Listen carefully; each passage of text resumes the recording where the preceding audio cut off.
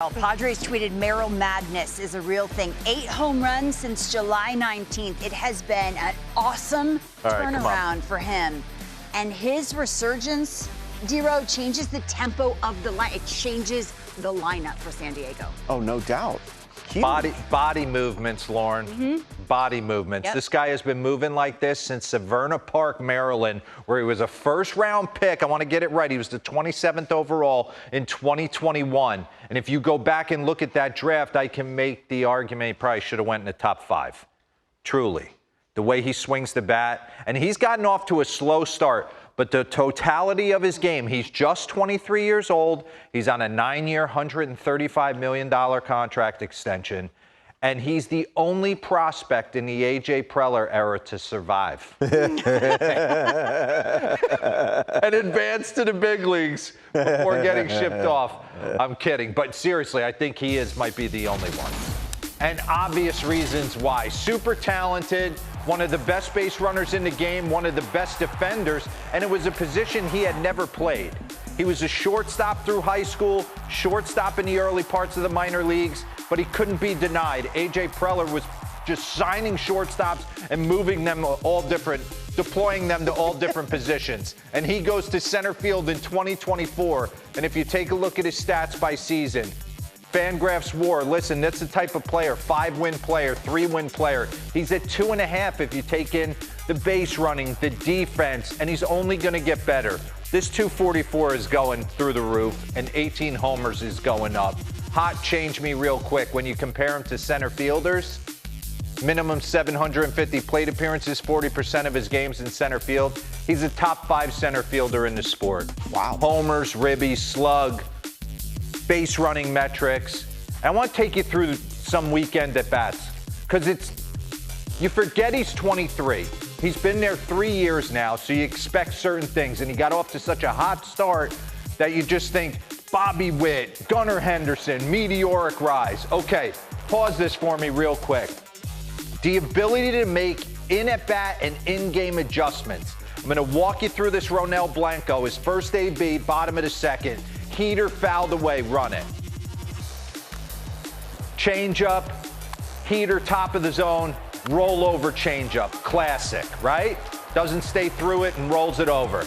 Next at bat, bottom of the fourth, he makes the adjustment. Change-up that he saw twice in his first AB, and here we go. We're getting on that wagon.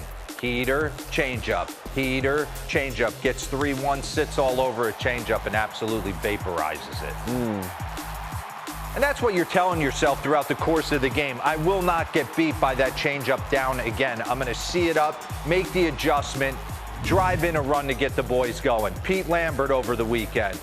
Top rail cutter.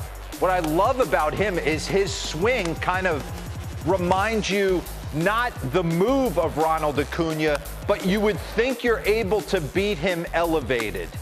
And he seems to be able to get to it. Why? Because he doesn't have a lot of stuff moving forward. This is a guy that since his high school days could kind of sit and spin around that back hip, and it's been working for him. Again, Christian Javier, top of the zone. Top of the zone again, 1-1. He keeps going up there. Eventually, that's a ball. And he's able to close the screen door and drive that out to the big part of the park. So impressive what he can do offensively. And you see his season splits by games. First 95 games, he was scuffling. 214, 10 homers. His on base was 271. That's what we always talk about when Chipper Jones used to say, when you're scuffling, find a way to work some walks in there. Take your 0 for 4s to 0 for 3s. Save yourself 7 to 10 at-bats over the course of a season, walking, and your slumps won't be as bad. Last 21, he's hitting 378 with 8. So we wanted to see if he's doing anything like dramatically different in the box. I mean, not really. Pause this. This is May, start of the year. August, when you get to the side angle, you can see it a little bit more. Maybe he's adjusted his hands. Little tweaks, run this. Nothing that's really jumping out at you. And then side angle-wise, pause. I mean, he's a little wider, a little more crouched, maybe a little bit more into his legs, but nothing that would kind of red flag, run this. The biggest key for him is keeping his head still. Run that back for me real quick. I want people to understand this. What does he do different than a lot of people? Watch his hips. Most people crash, right? You're playing in high school, you're playing in college, you're off your backside, and you're crashing a little bit. When we show his high school video, the ability for him to kind of sit on this backside and stay behind the baseball, he does a fantastic job of it. Boom, he's always had that swing. Bring in his high school.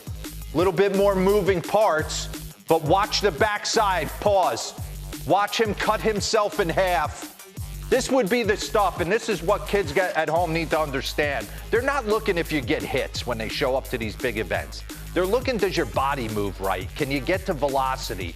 Are you twitchy? Can you run the bags? Because I'll teach you how to do the other things, but I can't teach you how to make that move as a high school senior. You can understand why he went in the first round. Now we got to get his head to stop going from here to here and keep it on plane like he's doing in the big leagues now. That's how you hit. Quiet eyes. Who hits like this? Freddie Freeman. Oh. A little bit more moving parts. Watch Freddie's head never move. Just watch his head. Run this. It never goes anywhere. Therefore, he sees everything. Okay? What else we got here, Broyd? Just absolutely hammering every pitch. So since July 19th, he has been on everything, whether it be a curveball, whether it be, look at that, 0-2 against Yuri Perez, 99 off the plate, and he just shoots it the other way. Slider, middle of the plate, doesn't move. That's a bomb in Marlins Park. And I love the ability to work the ball up the middle the other way. You could do that, you're going to be on everything. He's hammering every pitch. Before July 19, 2026, he was hitting 228 against the fastball, 417, 201 against the non-fastball, 303. Wow. What else does he do? Everything's going well. Like I said, the impressive thing for me is that he handles velocity at the top of the zone. We can get back into the tape. Watch this at bat. This is Roop. Guys don't barrel him. So we went sinker, then we went change up down, and then he throws. Run that pitch back for me real quick. So you're telling yourself as a hitter, I just got to see something up. Get him up, because I just swung at that split down in the zone. Get him above the belt. Run it. I didn't say at the neck. But that screams to his talent that he's able to get to that pitch. You wouldn't think with his swing that would be where he would be exposed, but it's not the case.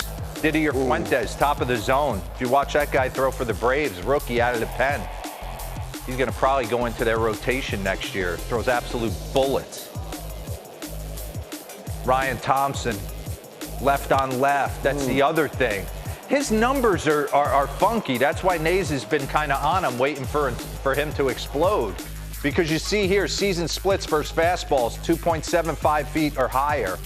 I mean, he's 375 with 4 when he was getting blown up by it early in the year. And he's hitting lefties. We'll get through this real quick. Get us into the lefty video. I mean, these are bombs, too. Staying on Mitchell Parker, left on left. Front shoulder closed on a breaking ball. How about Jose Alvarado? 3-2 sinker down. You could sit middle against Alvarado because he's literally spraying it everywhere. But the ability to do it from the left side, Christopher Sanchez, and then shoot me something the other way. So the pods are interesting. I mean, the D-backs are good, but they are certainly interesting. NL West. Show me his numbers versus the lefties. 2026, 128 plate appearances. He's hitting 303 with an on-base of 330 and a slug of 426. So I love how you draw connections to the high school swing. There are always some similarities. Kind of always similar. Always. You can only change yourself so much.